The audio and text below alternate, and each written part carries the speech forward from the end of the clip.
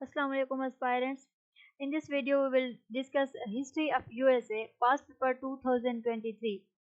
So इस paper के तमाम क्वेश्चंस को हम डिस्कस करेंगे। हमारा फर्स्ट क्वेश्चन है discuss the role and significance of the geopolitical features of north west passage and middle passage in shaping the history of the USA. शुमाल मगरबी गुजरगाह और मिडल गुजरगाह की जोग्राफियाई खसूसियात का अमेरिका की तारीख के ऊपर किरदार और अहमियत क्या है। सो डिस्कस करते हैं role and significance of geopolitical features of north west passage and middle passage in shaping the history of the USA. Introduction discuss करते हैं कि शुमाल मगरबी जो गुजरगाह है और मिडल गुजरगाह है, इसकी जो जोग्राफियाई खसूसियात हैं उसने अमेरिका की तारीख में अहम किरदार अदा किया है। ठीक है, और ये जो पैसेजेस हैं ये ऐसी यानी कि राय हैं जिन्होंने तिजारत, दरियाफ्तों और इसके साथ साथ मुल्क की तरक्की के ऊपर गहरे असरात मुरतब किए हैं। सो इनकी जो स्टडी है वो अहम तारीखी वाक़यात और अमेरिका की तारीख के फैसलों को समझने में भी मदद फराहम करती है। So north west passage a key to trade and expansion. What is the north west passage? North west passage क्या है? शुमाल मगरबी जो गुजरगाह है ये एक सी रूट है। ठीक है, एक समुद्री रास्ता है जो कनाडा के आर्कटिक जजायर के जरिए बहर कानूस को बहरुल काहिल से जोड़ता है। ठीक है, और तारीखी तौर पर इसको यूरोप, एशिया और अमेरिका के दरमियान तिजारत के एक छोटे रास्ते के तौर पर इसको तलाश किया गया। Then early explorations and the quest for the passage in the 15th and 16th centuries, European explorers, including those from England, France, and Spain, searched for the Northwest Passage. So the US later became involved in explorations and the strategic importance of this route for trade, particularly during the 19th century. सो जो 15वीं और 16वीं सदी थी इसमें England, France और Spain के यूरोपीय मुहिम जो ने शुमाल मगरबी गुजरगाह की तलाश की और बाद में अमेरिका ने इन दरियाफ्तों में हिस्सा लिया। ठीक है, खासतौर पर जो 19th सेंचुरी है इसके दौरान जब इसने इस रास्ते की तजारती अहमियत को समझना शुरू किया। तो अब हम यूएस एक्सपेंशन के इम्पैक्ट को डिस्कस करते हैं कि जो शुमाल मगरबी यानी पैसेज है तो इसको अमेरिका ने अपनी तोसी के तस्वर का एक लाजमी हिस्सा समझा था, खासतौर पर 1867 में अलास्का की खरीदारी के बाद।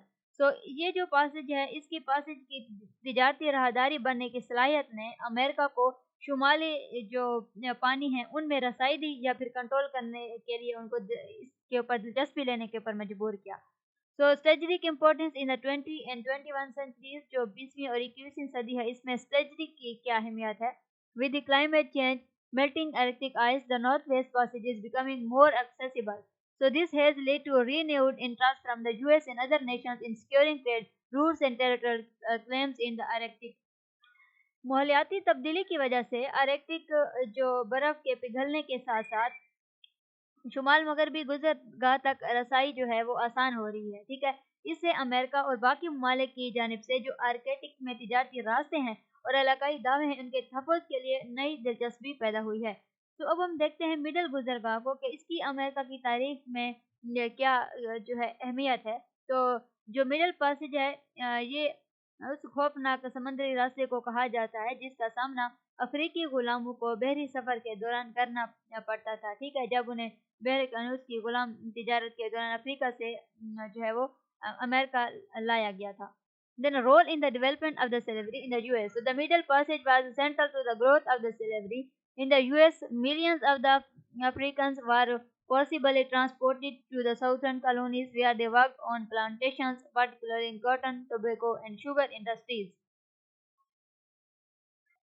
तो मिडिल पैसेज में स्लेवरी के एक्सपेंशन का जो बुनियादी हिस्सा था, तो लाखों जो अफ्रीकी थे वो जबरी तौर पर जनूबी कॉलोनियों में यानी मुंतकिल होना शुरू हुए, उनको मुंतकिल किया गया था जहां उन्होंने खास तौर पर कपास, तंबाकू और जो चीनी की सनतें थी उनके अंदर काम किया था। Then economic significance for the US, फिर अमेरिका के लिए इसकी इक्तिसादी अहमियत क्या है। तो जो मिडल पैसेज है इसके ज़रिए अमेरिका ये यानी कि लाए गए थे गुलामों की मेहनत ने अमेरिकी मईशत को मजबूत बनाया था और गुलामों की मेहनत से ही पैदा होने वाली जो दौलत थी उसने सनती तरक्की में सरमाया दिया था और अमेरिका को एक आलमी मुआशी ताकत बनने में भी मदद दी थी।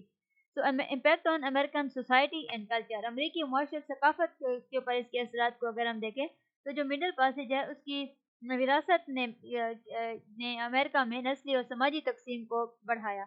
ٹھیک ہے، اور اس کے جو اثرات تھے وہ امریکی ثقافت، سیاست اور معیشت کے اوپر ہمیشہ رہے. So the fight over slavery between the north and south eventually lead to the civil war. ٹھیک ہے، جو شمال اور جنوب کے درمیان غلامی کے مسئلے تھے اس تنازع نے پھر خانہ جنگی کو جنم دیا. تو شمال مغربی جو پاسج ہے اور مڈل پاسج ہے، ان دونوں نے امریکی تاریخ کے اوپر گہرے اثرات مرتب کیے ہیں، اور شمالی مغربی پاسج نے ملک کی توسیع اور عالمی تجارت میں اس کردار کو تشکیل دیا، جبکہ جو مڈل پاسج ہے اس نے امریکہ میں غلامی کے قیام اور نسلی تنازع کے اندر اہم کردار ادا کیا. تو ان گزرگاہوں کے جو کا مطالعہ ہے وہ ہمیں ان اہم تاریخی لمحات کو سمجھنے میں مدد دیتا ہے جنہوں نے امریکہ کو آج کی شیپ دی ہے. So next question ہم دیکھتے ہیں, why did President Andrew Jackson sign the Indian Removal Act for the exchange of the land? Elaborate with the rational arguments. صدر اینڈرو جیکسن نے زمین کے تبادلے کے لیے انڈین ریموول ایکٹ کے اوپر دستخط کیوں کیے؟ So the Indian Removal Act signed by the President Andrew Jackson in 1830 was a controversial policy that led to the forced relocation of the Native American tribes from their ancestral lands to areas west of the Mississippi River. ٹھیک ہے, 1830 میں جو صدر Andrew Jackson تھے ان کے جو دستخط کا یعنی کہ انڈین ریموول ایکٹ تھا, اس نے ایک متنازع پالیسی دی تھی جس کے نتیجے میں جو مقامی امریکی قبائل تھے ان کو اپنی آبائی زمینوں سے دریائے مسیسپی کے مغرب میں منتقل ہونے کے اوپر مجبور کیا گیا تھا, اور اس ایکٹ کا مقصد زمین کا تبادلہ تھا, لیکن اس نے مقامی امریکی آبادیوں کے لیے شدید جو ہے وہ مشکلات کی یہ وجہ بنا تھا. پھر جیکسن نے اس فیصلے کے پیچھے سیاسی, اقتصادی اور سماجی جو عوامل تھے, یعنی اس کے پیچھے کچھ ایسے عوامل کار فرما تھے جو کہ سیاسی اور اقتصادی تھے, اور اس کے بعد پھر ڈیزائرز تھی فار ایکسپینشن اور سیٹلمنٹ کے لیے. تو جیکسن کے اہم جو مقاصد تھے ان میں سے ایک امریکی علاقے کی توسیع کرنا تھا. ٹھیک ہے, اور جو جنوب مشرقی ریاستیں تھیں ان میں امریکی آبادکاروں کی بڑھتی ہوئی آبادی نے زرعی اراضی اور ترقی کے لیے زیادہ زمین کی انہوں نے جو ہے مانگ کی تھی. تو جیکسن کا خیال تھا کہ مقامی امریکیوں کو منتقل کرنا جو ہے وہ سفید فام جو آبادکار ہیں ان کے لیے قیمتی زمینیں کھولنے میں کافی یہ مددگار ثابت ہوگا, پھر جس سے جو ملک کی معیشت تھی اور ترقی تھی اس کو مزید تقویت ملی. نیڈ فار ایگریکلچر لینڈ, زرعی زمین کی جو ضرورت تھی جنوبی ریاستوں میں, تو زرعی زمین خاص طور پر کپاس کی کاشت کے لیے جو ہے اس کی مانگ بڑھ رہی تھی. مقامی امریکی زمینیں زرخیز سمجھی جاتی تھیں اور قبائل کی منتقلی سے ان کی زمینوں کے اوپر جو ہے پلانٹیشنز کے پھیلاؤ کی اجازت مل جاتی, جو آبادکاروں اور معیشت کے لیے بہت زیادہ منافع بخش تھی. اس کے بعد اس میں نسلی اور ثقافتی نظریات کا پوائنٹ ہے کہ جیکسن اور اس وقت کے جو باقی سفید فام امریکی تھے ان کی نسل برتری کے اوپر وہ یقین رکھتے تھے. ٹھیک ہے, انہوں نے جو مقامی امریکی تھے ان کو ملک کی ترقی میں رکاوٹ سمجھا اور یہ خیال کیا کہ جو نیٹو ہیں وہ مغربی علاقوں میں آباد ہو کر بہتر زندگی گزار سکیں گے جہاں وہ آبادکاروں سے دور رہ سکیں, اور اس کے بعد مقامی امریکیوں کو مہذب بنایا گیا. جیکسن اور اس کے حامیوں کا یہ ماننا تھا کہ مقامی امریکیوں کو نئی زمینوں کے اوپر منتقل کرنے سے انہیں امریکی معاشرے میں عظیم ہونے کا موقع ملے گا. ٹھیک ہے, so they hoped that the native tribes would be able to adopt farming practice and European style lifestyle. تو جو مقامی قبائل تھے وہ کھیت باڑی کے طریقے اور یورپی طرز کی جو یعنی کہ طرز زندگی تھی وہ اپنانے کے قابل ہوں گے. دین اکانومک اینڈ پولیٹیکل موٹیویشنز, پھر ہم اقتصادی اور سیاسی محرکات اگر ہم ڈسکس کرتے ہیں تو اس میں زمین کے خواہش مند آبادکاروں کے اقتصادی لحاظ سے دباؤ ہے کہ جارجیا اور اس کے علاوہ الباما اور میسیسپی جیسی ریاستیں ہیں امریکہ کی, اس میں زمین کے جو خواہش مند آبادکار تھے انہوں نے حکومت کے اوپر زیادہ زمین کے لیے دباؤ ڈالا. ٹھیک ہے, اور 1828 کے اندر جارجیا میں سونے کی دریافت نے اس کی مانگ کو, اس کی ڈیمانڈ کو بڑھا دیا تھا. تو امریکہ کے اقتصادی فائد کے امکان نے جیکسن اور اس کے حامیوں کے لیے مقامی امریکیوں کو جو ہٹانا ایک پرکشش حل بنا دیا تھا. ٹھیک ہے, پولیٹیکل سپورٹ فرام ساؤتھرن اسٹیٹس, یہ جیکسن کا جو سیاسی تعلق ہے وہ ساؤتھ سے تھا جہاں پر اشرافیہ جو تھی جس کے اندر زمیندار بھی شامل تھے تو وہ اس کی پالیسیوں کی حمایت کرتے تھے. ٹھیک ہے, اور یہ جو جنوبی ریاستیں تھیں وہ کپاس کی کاشت کے لیے مزید زمین حاصل کرنے کی خواہش مند تھی جو اہم اقتصادی ذریعہ تھا. سو جیکسن کی انڈین ریموول ایکٹ کی حمایت نے جنوبی رہنماؤں کے ساتھ اس کے جو سیاسی تعلقات ہیں اس کو مضبوط کیا اور خطے میں اس کی مقبولیت کو برقرار رکھا. So legal justifications and precedents, پھر قانونی جواز اس کے لیے کیا تھا اور کیا मिसालें थी। सुप्रीम कोर्ट का इसके अंदर फैसला है कि 1830 की दहाई में अमेरिकी सुप्रीम कोर्ट ने जो है वो यानी कि जो विचिस्टर थे, विचिस्टर के यानी बनाम जॉर्जिया 1832 जैसे जो मुकदमात, उनमें ये फैसला दिया था कि जो मकामी अमेरिकी कबाइल हैं उनकी ज़मीनों के ऊपर हक हासिल है उनको, और उनका तहफ़्फ़ुज़ अमेरिकी आइन के तहत है। ठीक है, so Jackson famously ignored these rulings and pursue the removal policy. और जैक्सन ने इस फैसलों को नज़रअंदाज किया जो सुप्रीम कोर्ट ने दिया था, और अपने इंडियन जो रिमूवल पॉलिसी थी उन इस पॉलिसी को उन्होंने जारी रखा। ठीक है, तो वो मकामी अमरीकियों की जो नकल मकानी थी इसकी नकल मकानी को रियासतों की हकूक और हुकूमत के इख्तियारात के तहत कानूनी तौर पर सही समझते थे। तो उसके बाद हम देखते हैं कि जो उनका कॉन्सेप्ट था वॉलंटरी, यानी कि नकल मकानी का तस्वर था, रजा कराना उनका जो तस्वर था। जैक्सन और इसके इंतजामिया ने इंडियन रिमूवल एक्ट को एक मनसवाना जो है वो मुआहदे के तौर पर पेश किया था, जिसके तहत मकामी अमरीकी जो थे वो अपनी ज़मीनें मगरब में ज़मीन के बदले रजा कराना तौर पर छोड़ सकते थे। ठीक है, so in reality the policy were coercive and many tribes were forced to move against their will। लेकिन हकीकत में ये पॉलिसी जबरी थी और बहुत से कबाइल को उनकी मर्जी के खिलाफ मुंतकिल किया गया था। तो हम इस क्वेश्चन को इस तरह से कंक्लूड करते हैं कि सदर एंड्रयू जैक्सन ने कई वजूहात की बिना के ऊपर इंडियन रिमूवल एक्ट के ऊपर दस्तखत किए थे, और इलाकाई तोसी की ख्वाहिश, इसके अलावा जो डिमांड्स थी फ्रॉम सेटलर्स बादकारों से, और इक्तसादी मुतालबात का भी दबाव था, तो और गहरे नस्ली तस्वरात थे। तो जैक्सन का मानना था कि ये जो पॉलिसी है ये कौम और मकामी अमरीकी कबाइल के लिए फ़ायदा मंद होगी। ठीक है, क्योंकि इससे उन्हें नई ज़मीनें मिल सकेंगी, और इसके नताइज जो थे वो मकामी लोगों के लिए तबाहकुन साबित हुए थे, जिससे ट्रेल ऑफ यानी कि जो ट्रेल ऑफ टेरियर्स था, तो ट्रेल ऑफ टेरियर्स का सानिया हुआ था, और हज़ारों जानों का इसके अंदर नुकसान हुआ था। तो ये एक्ट जो था ये अमरीकी तारीख की सबसे मुतनाज़ा फैसलों में से एक है। तो नेक्स्ट क्वेश्चन हम डिस्कस करते हैं, how the nativist thoughts from the now nothing political party and become a strong public voice in US, explain with examples. तो न्यूस्ट जो नेटिविस्ट थे, नेटिविस्ट ख्यालात ने किस तरह से न्यूफिंग पार्टी की तश्कील की थी। ठीक है, नो नथिंग पॉलिटिकल पार्टी की तश्कील की थी, और अमेरिका के अंदर एक मजबूत अवामी आवाज़ बन गए थे।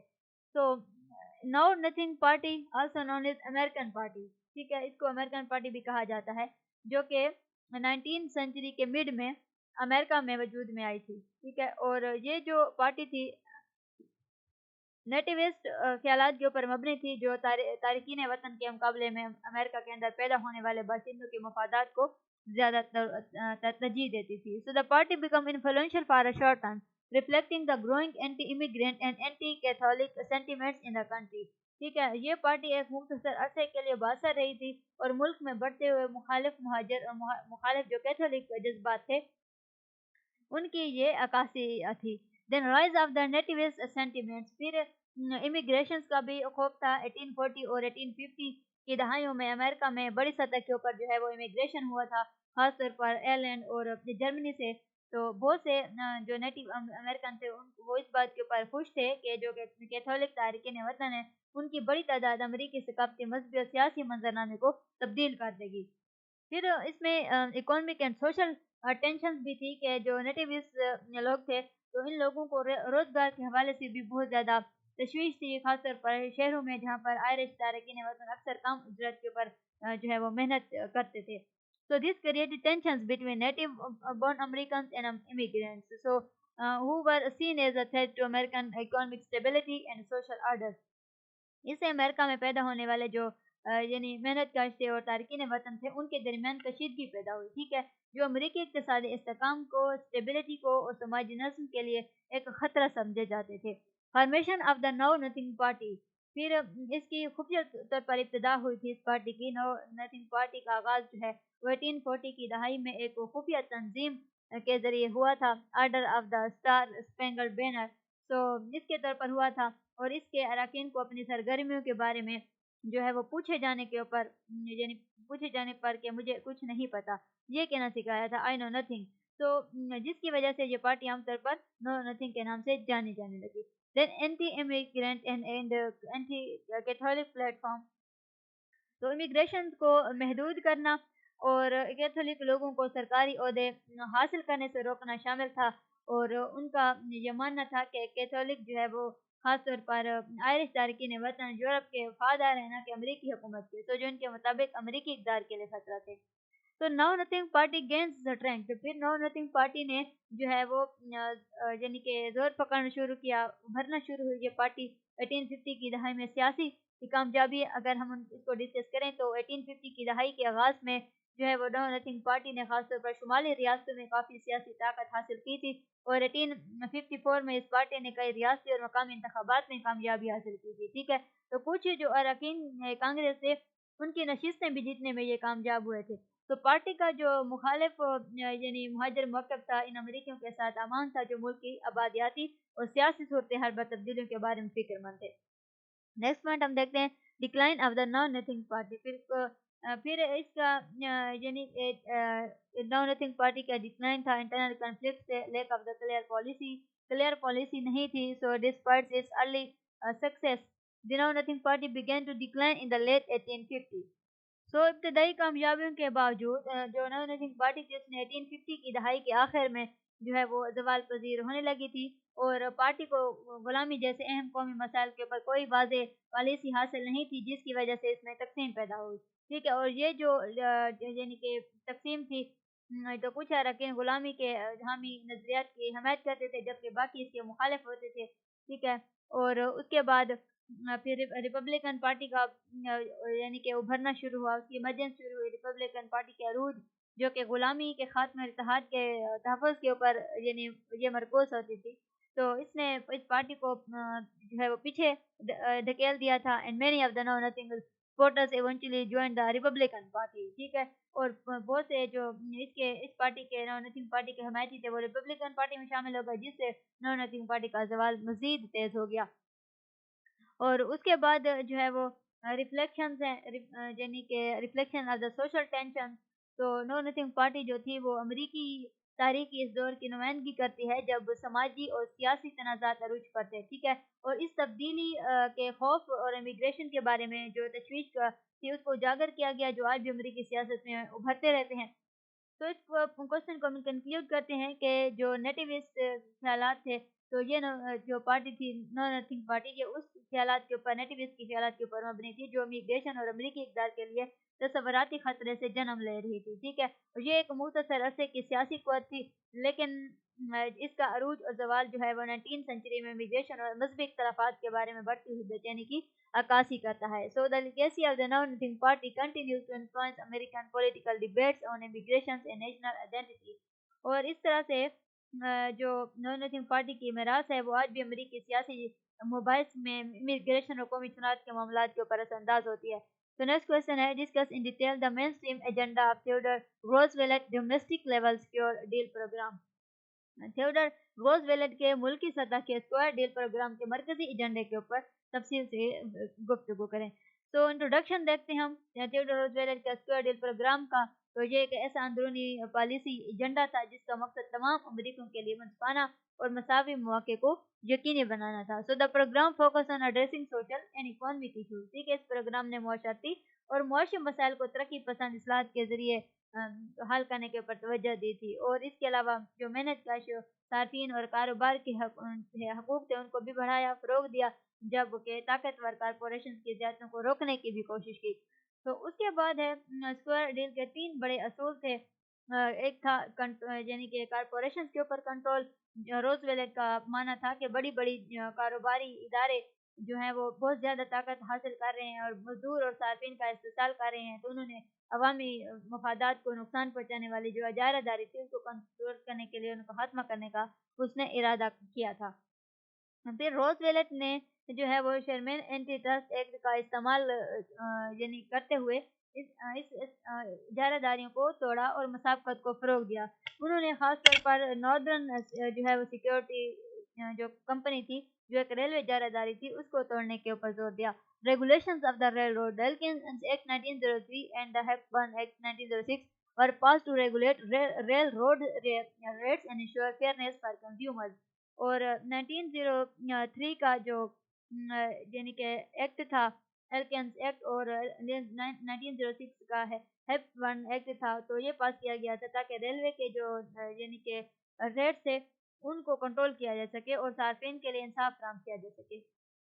कंज्यूमर प्रोटेक्शन, फिर सार्फिन का तहफ़्फ़ुज़ है कि रोज़ वेलेट ने सार्फिन को जो है वो गैर महफूज मसनूआत दी। इसके अलावा धोखाधड़ी और गलत कारोबारी हथकंडों से बचाने का इरादा किया। तो ऐसे कवानीन की हमायत की जो महफूज खाने, अद्वियात और बाकी मसनूआत को यकीनी बनाए। ठीक है, रोज़ वेलेट ने सार्फिन के तहफ़्फ़ुज़ के लिए किस तरह से इक़दामात किए थे। उन्होंने गैर महफूज मसनूआत, धोखाधड़ी और गलत जो कारोबारी यानी कि चीज़ें थीं उनसे बचाने का इरादा किया था और इन कवानीन की हमायत की जो महफूज खाने, अद्वियात और बाकी मसनूआत को भी यकीनी बनाए। ठीक है, उसके बाद एक pure food and drug act 1906, तो इस कानून ने खाने और अद्वियात के ऊपर जो है वो दुरुस्त लेबलिंग को भी लाजमी करा दिया था और इज्जा जो थे इसमें मुज़म्मिल इज्जा थे उसके ऊपर भी पाबंदी आयद की, जिससे फूड एंड ड्रग जो एडमिनिस्ट्रेशन थी उसकी बुनियाद रखी गई। Then Meat Inspection Act 1906, it mandated the inspection of the meat packing plants and ensured meat was processed under sanitary conditions. और फिर इसके अलावा जो है वो मीट इंस्पेक्शन एक्ट भी आया। इसने गोश्त पैकिंग प्लांट के जो मायना था उसको लाजमी करार दिया था और ये यकीनी बनाया कि गोश्त को जो है प्रोसेसिंग यानी कि साफ सुथरे हालात के अंदर रखा जाए, प्रोसेस किया जाए सैनिटरी कंडीशंस के अंदर।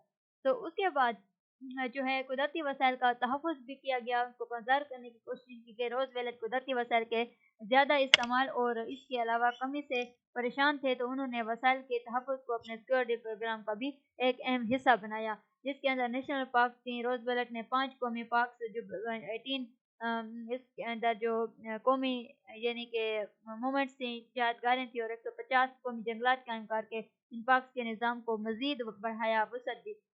तो इसके अलावा उन्होंने यूएस फास्ट सर्विस कायम की थी और इसके अलावा गैफोर्ड पेंजोड को भी अवामी ज़मीनों के इंतज़ाम और तहफ़्फ़ुज़ के लिए उन्होंने मुकर्रर किया था।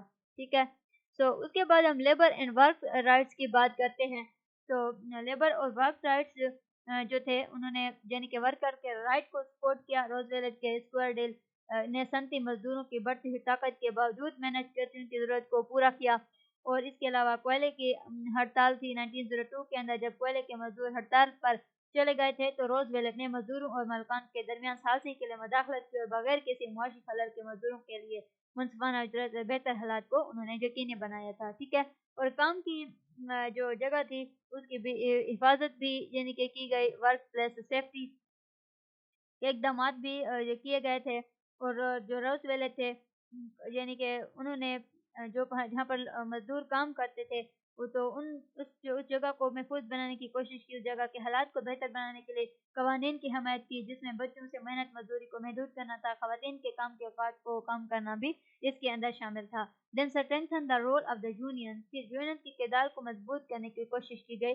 रोज़वेले कारोबारों की अहमियत को समझते थे, लेकिन उन्होंने मजदूरों के हक को भी तस्लीम किया और कि वो बेहतर हालात के मुतालबे के लिए मुनज़्ज़म हो सकें। ठीक है, और उन्होंने मजदूरों के लिए मुस्काना सलूक के लिए हुकूमती ताकत के इस्तेमाल से गुरेज नहीं किया।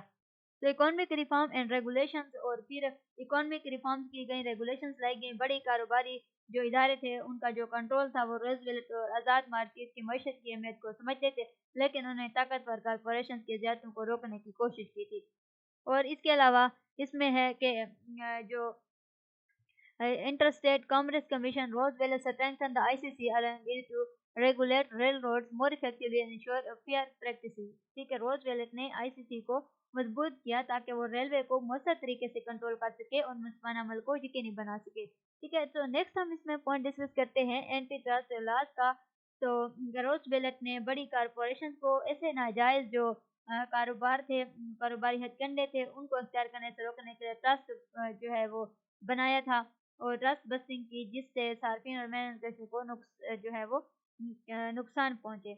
और उसके बाद फिर रोज़वेलेट ने मईशत को मुस्तहकम करने के लिए और सार्फिन के तहफ़्फ़ुज़ के लिए मालियाती इस्लाहत की हमायत की थी।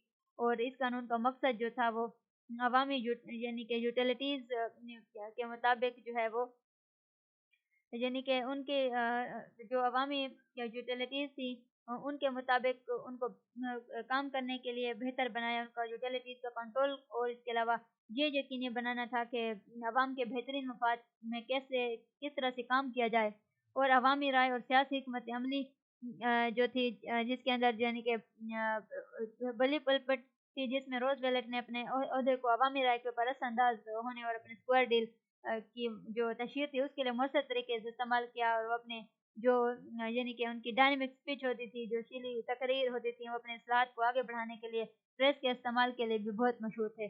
देन प्रोग्रेसिव रिफॉर्म्स, फिर तरक्की पसंद इस्लाहात की गई उनके दौर में। रोजवेलट का तरक्की पसंद एजेंडा जो था वो न सिर्फ इक़्तिसादी पॉलिसी के ऊपर मबनी था बल्कि समाजी बहबूद के ऊपर भी जोर देता था, जिससे उनके अवाम दोस्ती और अवाम की भलाई का ख्याल रखने वाले सदर वो बने थे। ठीक है, तो इसमें इसको हम इस तरह से कंक्लूड करते हैं उनके स्क्योर डील के प्रोग्राम को कि वो एक वसी और बड़ा प्रोग्राम था जिसने अमरीकी मुआशरे और हुकूमत को एक नई शक्ल दी।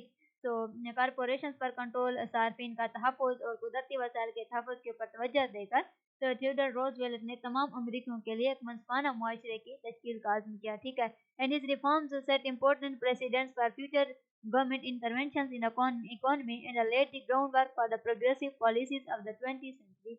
ठीक है, और इनके इस्लाहात ने मईशत में हुकूमती मदाफ़ात के मुस्तक़बिल के लिए अहम मिसालें कायम की और 20वीं सदी की तरक्की पसंद पॉलिसियों की बुनियाद रखी। तो नेक्स्ट हम क्वेश्चन देखते हैं, discuss in detail how the Iroquoian peoples and their cultural trades are associated with early American history. इब्तदाई अमेरिकी तारीख में इरोक्वाइन लोगों और इनके सकाफती खसूसियात के किरदार के ऊपर गुफ्तगू करें। तो द इरोक्वाइन पीपल इंट्रोडक्शन हम डिस्कस करते हैं कि इरोक्वाइन लोग जो थे, जो मकामी अमरीकी कबाइल का एक गिरोह है। तो ये इब्तदाई अमरीकी तारीख में एक अहम किरदार अदा करते हैं। ठीक है, और उनको उनके पेचीदा सियासी निज़ाम और इसके अलावा भरपूर सकाफती रवायात और यूरोपीय आबादगारों के साथ अहम रवाबित के लिए भी जाना जाता है। और इरोक्वाइन कॉन्फेडरेसी जो है, जो कई इरोक्वाइन बोलने वाले कौमों का इत्तेहाद है, तो इसने अमरीकी तारीख के इब्तदाई दौर में जो मकामी मुआशरे थे और रियासत मुत्तहिदा थी उसके ऊपर असर डाला। ठीक है, तो अब हम इसके इरोक्वाइन लोग और उनके कबाइल के बारे में डिस्कस करते हैं कि इरोक्वाइन कौन थे। तो इरोक्वाइन को शुमाली अमेरिका के शुमाल मशरक़ी हिस्से में इरोक्वाइन रहते थे, खासतौर पर मौजूदा न्यूयॉर्क, कनाडा के कुछ हिस्सों और ग्रेट लेक्स के इलाके में। और इसके अलावा जो मेन ट्राइब्स थे, यानी कि इरोक्वाइन जो थे वो कॉन्फेडरेसी जैसे कि लॉन्ग हाउस, उनको लॉन्ग भी कहा जाता है, और उनके अहम कबाइल में मुबाक, ओनेडा और इसके अलावा ओनोडोगा, कायोगा, सेनिका, ये साल यानी कि तमाम यानी कि उनके कबाइल में शामिल थे। और 18 सेंचुरी में जो है वो तस्करा भी शामिल हुआ था। तो उसके बाद है role of the Iroquois confederacy. तो इरोक्वाइन कॉन्फेडरेसी का किरदार क्या है। तो 16 सेंचुरी के करीब जो कायम होने वाले इरोक्वाइन कॉन्फेडरेसी थी, तो इसने इन कबाइल के दरमियान एक ताकतवर सियासी और जो है फौजी इत्तेहाद बनाया था। और कॉन्फेडरेसी ने जो अमन को बरकरार रखने के लिए, इसके अलावा दिफा को बेहतर करने के लिए, मुनज़्ज़म करने के लिए इलाकाई सियासत की तश्कील में भी अहम किरदार अदा किया। So their influence extended into early American history through their interactions with European settlers and other native tribes. ठीक है, जो यूरोपीय आबादकार थे और दीगर बाकी मकामी कबाइल थे, उनके साथ इनके ताल्लुकात के जरिए उन्होंने अमरीकी तारीख के इब्तदाई दौर के ऊपर भी असर डाला। नेक्स्ट हम इनके सकाफती खसूसियात की अगर हम बात करते हैं और समाजी इंफ्रास्ट्रक्चर की, समाजी स्ट्रक्चर की, तो जो है वो मेट्रिनियल सोसाइटी की तरफ उन्होंने कदम बढ़ाया था। इरोक्वाइन कबाइल ने नस्ब और विरासत का निज़ाम वो जो है वो यानी कि बनाया था। तो यानी कि माँ की तरफ से इख्तियार किया हुआ था, जिसमें औरतों को अपने ख़ानदानों और कबाइल में काफ़ी ताकत हासिल थी, और क्लान माओं को अपने मुआशरों के रहनुमाओं को मुंतखब करने का इख्तियार भी था, और फैसला साजी में उनका अहम किरदार भी था। उसके बाद फिर लॉन्ग हाउस और कम्युनिटी लाइफ है। तो लॉन्ग हाउस और इरोक्वाइन ज़िंदगी का मरकज़ी हिस्सा था। ये जो या बड़े मुश्तरका रिहायशी मकान थे जहाँ पर कई ख़ानदान रहते थे, और ये इरोक्वाइन कॉन्फेडरेसी का भी अलामती निशान थे, जो इत्तेहाद और तामन की अलामत था। ठीक है, तो life in the long house was centered around shared responsibility with all members contributing to the well-being of the family। और लॉन्ग हाउस में जिनकी मुश्तरका जिम्मेदारी के ऊपर मबनी थी, जिसमें सब अफराद खानदान की फलाह बहबूद में हिस्सा डालते थे। Then spirituality and traditions. फिर इरोक्वाइन और जो है वो spirituality was closely tied to nature. ठीक है, और रूहानियत का ताल्लुक कुदरत से था। इरोक्वाइन रूहानियत का ताल्लुक, तो जिसमें खालिक पर मजबूत अकीदा था और ज़मीन के लिए गहरा एहतराम भी शामिल था। इसके अलावा जो है जैसे कि ग्रीन कॉर्न तकरीब है, जिसमें ज़रूरी मौसमों का के हवाले से जश्न मनाया जाता था। तो इस और अजीम अमन का कानून जिसमें लोगों के लिए अखलाकी रूहानी हिदायत मौजूद थी। तो जो एरो कोइन कहानी है सुनाने की रवायत भी ये रखते हैं और ज़बानी तारीख के ज़रिए अपनी सकाफ़ती मालूमात को भी आगे बढ़ाते थे। सो उसके बाद हम देखते हैं इंस्ट्रक्शंस जो बुजुर्ग आबादकारों के साथ राब्ते थे।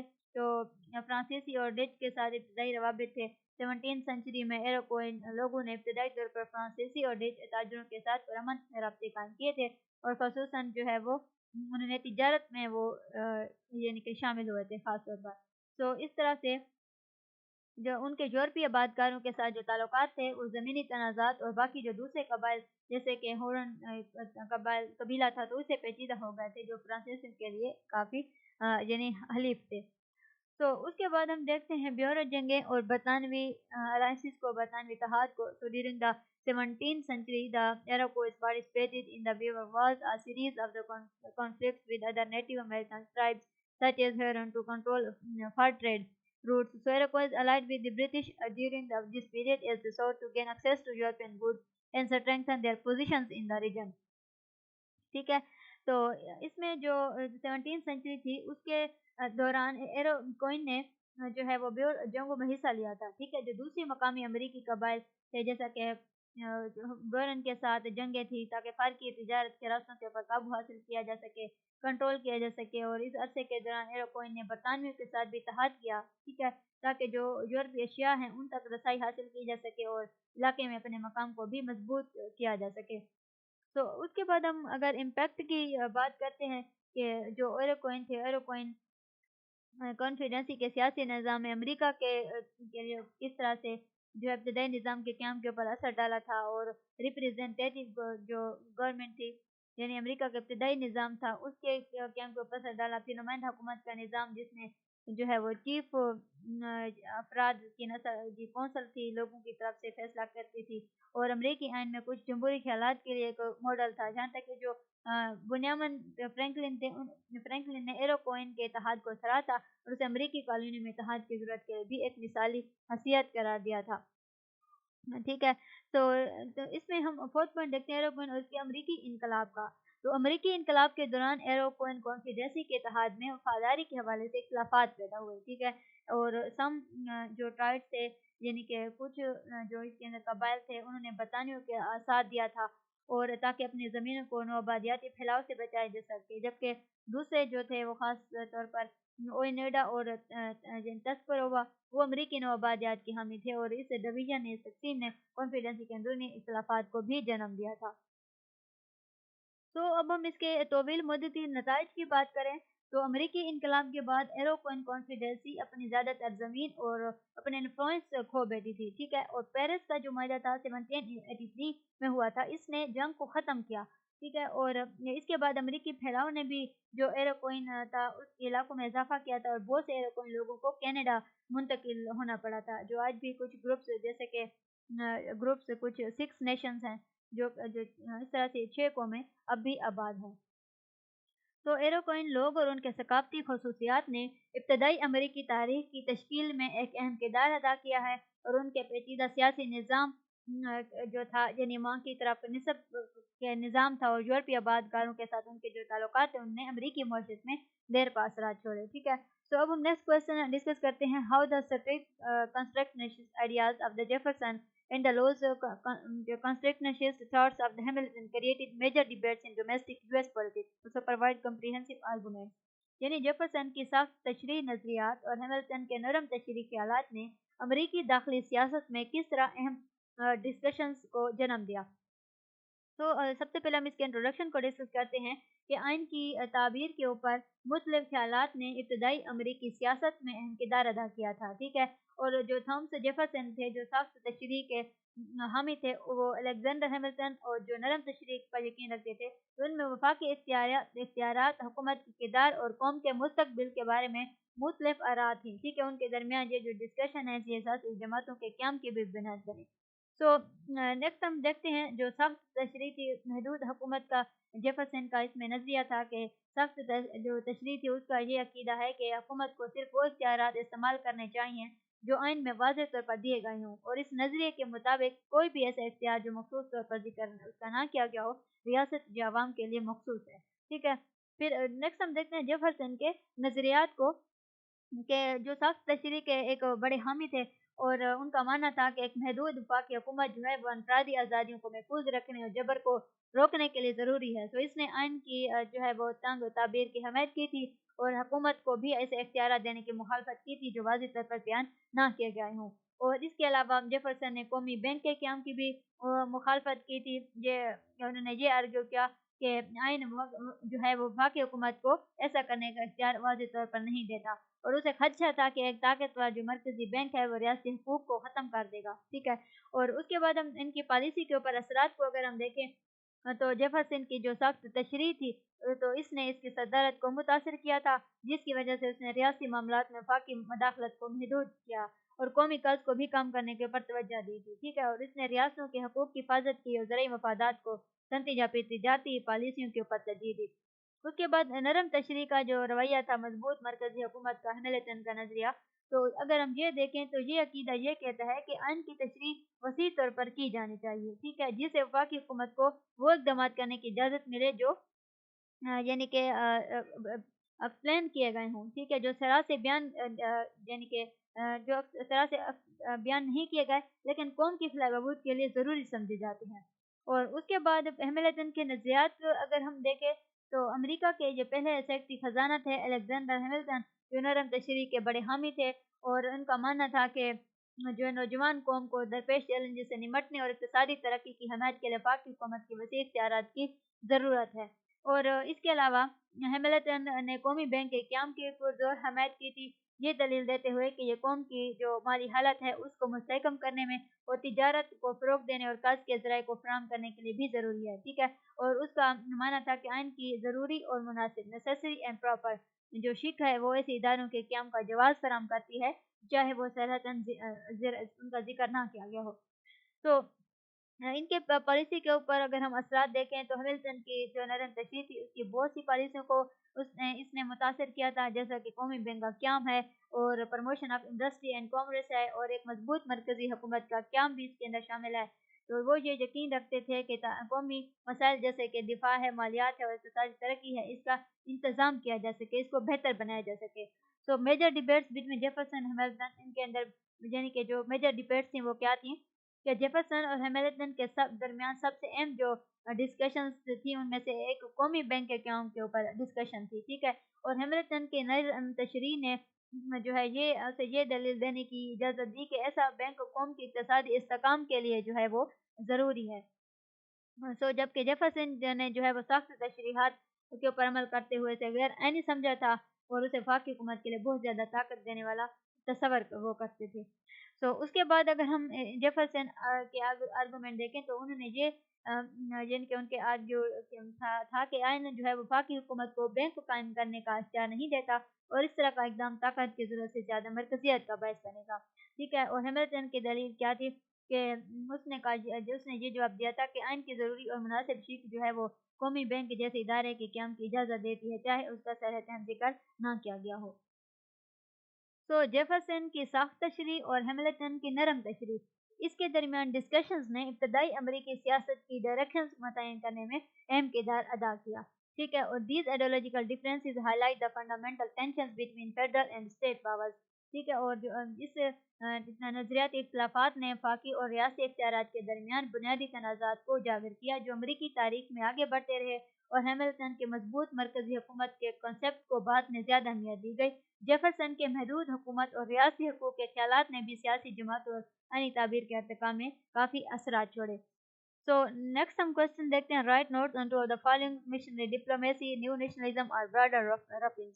फर्स्ट पॉइंट हम सबसे पहले मिशनरी डिप्लोमेसी डिस्कस करते हैं कि मिशनरी जो डिप्लोमेसी है वो सदर वेडोर विल्सन के खारजा यानी कि पॉलिसी का एक तस्वर था, जो कि इब्तदाई 20वीं सेंचुरी में अपनाई गई थी, और उसके बाद 1910 की दहाई में इसको अपनाया गया था।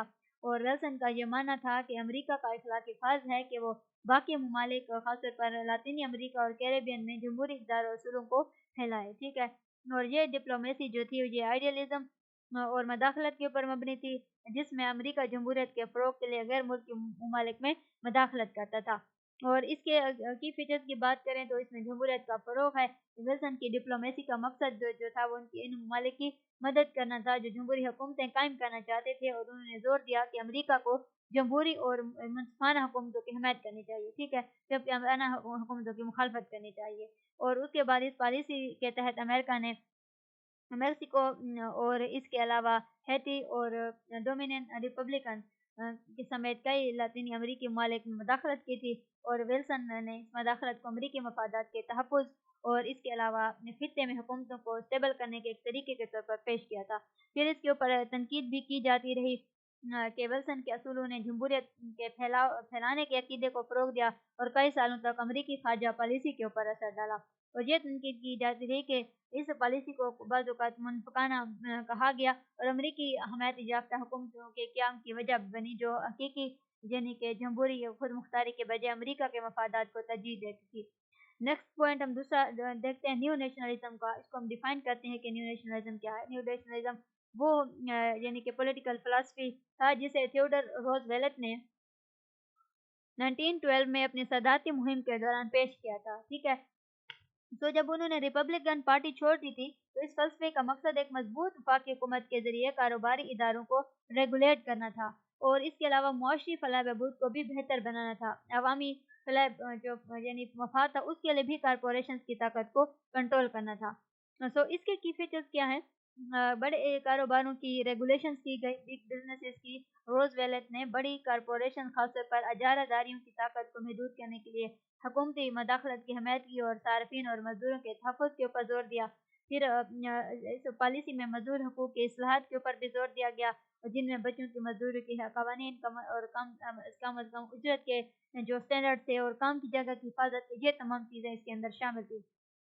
और रोज़वेल्ट ने समाजी प्रोग्रामों के दायरा-कार को भी बढ़ाने का वसअत देने का मुतालबा किया था, जिनमें जो है वो बेहतर सेहत की सहूलियात थी, और तालीम और तमाम शहरों के लिए मुआशी मौक़े भी इसके अंदर शामिल थे, ठीक है। तो इसके अगर हम देखें इम्पैक्ट को, तो इसमें जो इम्पैक्ट है यानी कि तो न्यू नेशनलिज़्म प्रोग्रेसिव दौर का एक अहम हिस्सा था, जिसने सनती दौर के समाजी और मुआशी चैलेंजेस का मुकाबला करने के लिए हुकूमती इस्लाहत की वकालत की, और इसने सदर फ्रैंकलिन डी रोज़वेल्ट की पॉलिसी के ऊपर भी असर डाला। Then enduring ideas. So the Roosevelt did not win the 1912 election. So his ideas about government interventions in the economy continued to shape American politics, especially during times of economic crisis like the Great Depression. यानी कि जो पायदार नज़रियात थे जो रोज़वेल्ट 1912 का इंतखाब नहीं जीत सके थे, लेकिन मईशत में उन्होंने हुकूमती मदाखलत के बारे में उनके नज़रियात ने अमरीकी सियासत को खासतौर पर मुआशी जो बहरान थे उनके दौरान मुतासर किया था, जैसे कि ग्रेट डिप्रेशन। सो इसमें हमने डिस्कस किया है past paper history of USA past paper 2023 के जो तमाम क्वेश्चंस को। इन टॉपिक के रिगार्डिंग अगर आपको कोई क्वेश्चन हो तो आप कमेंट सेक्शन पूछ सकते हैं। Thank you for watching my video. If you like our video then like share and subscribe our channel.